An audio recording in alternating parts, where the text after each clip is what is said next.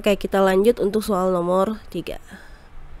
Untuk soal nomor 3 di sini udah mulai ada perbedaan sedikit. Kalau tadi kan kita masih pakai aturan turunan konstanta dan turunan fungsi pangkat. Nah, di sini ada aturan turunan hasil kali. Ingat kembali langkah awal, turunkan suku demi suku. Kita turunkan dulu suku pertama, ini ada perkalian dari X kali Y. Turunkan fungsi X kali Y ini terhadap X. Jadi ingat ya, di sini kita mau turunkan dulu U aksen dan V aksen. Jadi ini kan X kali Y. Misalkan U-nya itu adalah X yang ini dan V-nya itu adalah Y yang ini.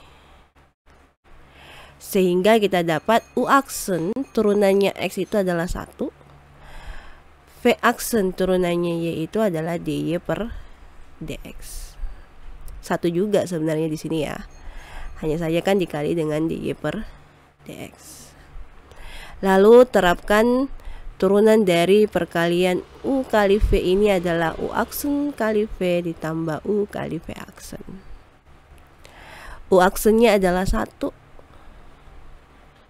kali V itu Y ditambah U adalah X, V aksen itu adalah 1 DY per DX atau bisa kita tulis DY per DX saja.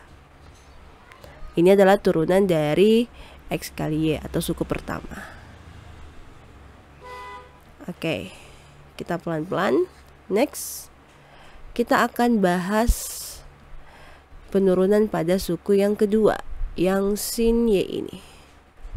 Nah, untuk soal sebelumnya sudah tadi ya. Ini tambah, terus di sini tambah. Turunkan sin Y ini terhadap X. Ini tambah dari soal kita tulis di sini. Nah, jadi biasakan misalnya agak berjarak kayak gini ya, supaya kamu tahu mana bentuk penurunan dari suku yang pertama, suku kedua dan sebagainya. Nah, kembali lagi aturan turunan trigon. Turunkan dulu trigonnya sin. Turunannya sin itu adalah cos. Nah, di sini tetap isinya sama.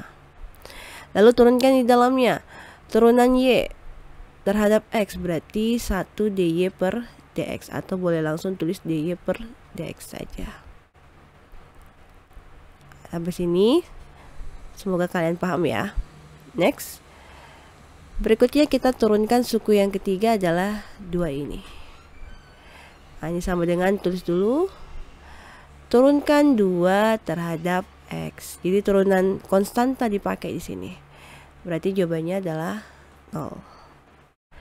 Nah, tahapan pertama sudah kita lakukan, menurunkan suku demi suku.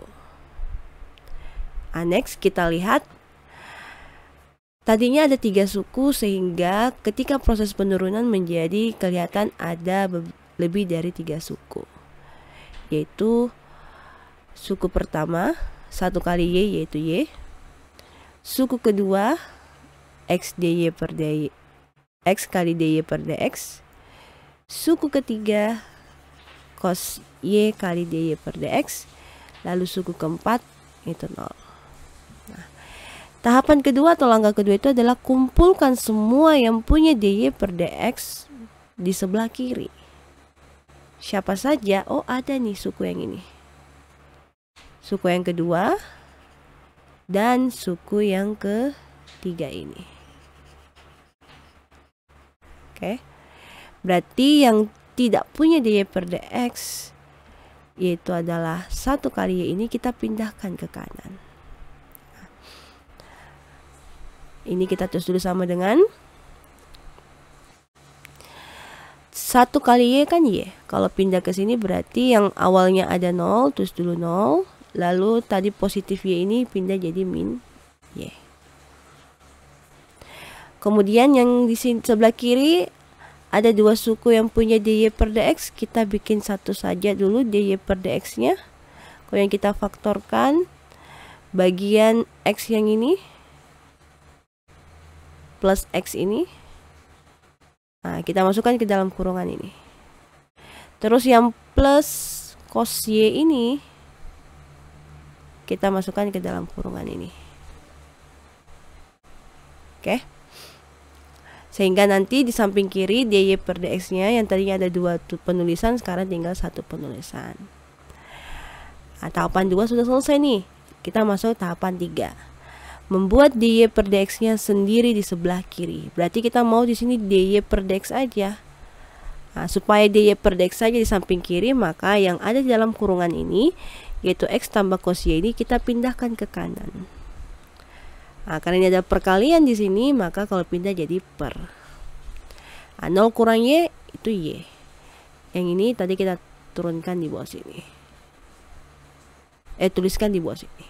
Oke.